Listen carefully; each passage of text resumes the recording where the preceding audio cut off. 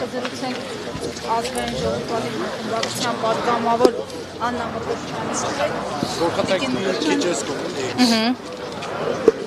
Մկրտչյան մինչ հանրապետականը կազմարարի իր ընտրությունների մասնակցելու հնարավոր մասնակցության մասին կամ գուցե չմասնակցության, դուք ինչ ակնկալիքներ ունեք ընտրություններից հնարավոր կլինի իշխանափոխություն։ Եթե մենք հաշվի առնենք այն անհերքելի հանգամանքը, կապ չունի ով է ուզում դա նկատի եւ ով չի ուզում դա նկատել, այն փաստը, որ Նիկոլը մեր երկրում իշխանությունը շարունակում է զավթած պահել արդեն 8 տարի,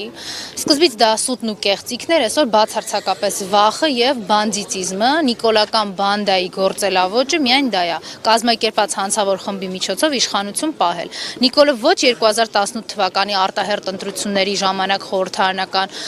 ոչ 2021 թվականի արտահերթ խորհրդարանական ընտրությունների ժամանակ չի պահել ընտրական օրենսգրքի եւ սահմանադրական որևէ սկզբունք, ինքը չի ընտրվել ազատ, թափանցիկ, արդար, ընտրվել է սկզբից դագաղները պահելով հանրապետական կուսակցության, հետո ընտրվել է վախի մթնոլորտում քաղբանտարկյալներ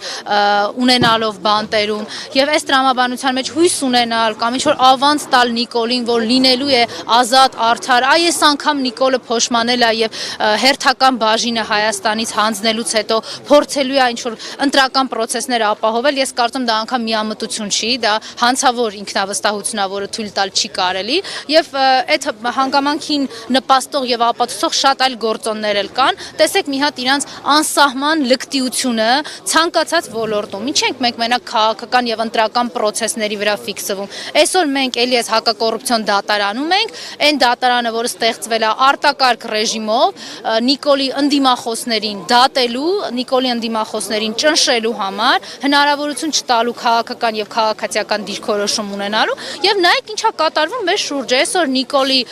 արդարացան նախարար աշխատողը, որը իր իրավագիտակցությամբ ոչնչով չի տարբերվում ՔՊ-ական ուսապարկ Արփինե Դավոյանից, ինքը ուղղակի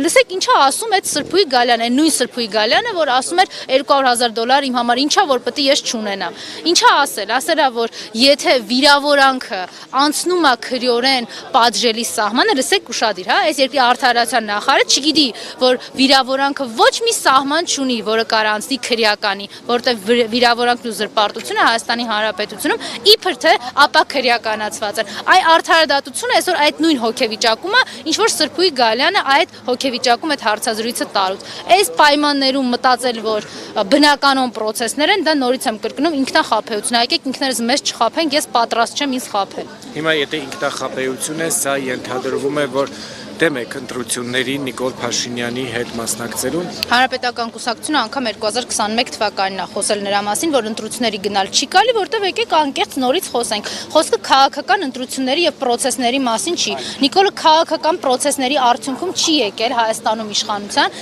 ինքը այդ իշխանությունը զավթել է եւ շարունակելու է պահել զավթած։ Չեմ հավատում, որ ինքը տալու է հրաժարական, վստահ եմ, որ ինքը այս պետությունը հանգիստ է թողնելու միայն մի պայմանում բացարձակ հակազդեցություն կազմակերպելու արդյունքում։ Իսկ դրա համար մենք դեռ 3 ամիս ժամանակ ունենք։ Ինչի ենք մենք խոսում Նիկոլի կազմակերպվելիք ընտրությունների մասին հունիսի 7-ին, եթե մինչև հունիսի 7-ը կա 3 ամիս ժամանակ Նիկոլին վռնդելու եւ հնարավորություն չտալու, որպեսզի կառավարության շենքից հրահանգներ տա, SMS-ներ գրի ոստիկանությանը, քննչականներին, այդ հեղինակազրկված իրավապահ համակարգին, որ հերթական 50 քաղբանտարկյալը կամ ոնց որ ինքն էր ասում պլյուս մինուս 50 քաղբանտարկյալները ավելանան։ Ես եմ շնորհակալ։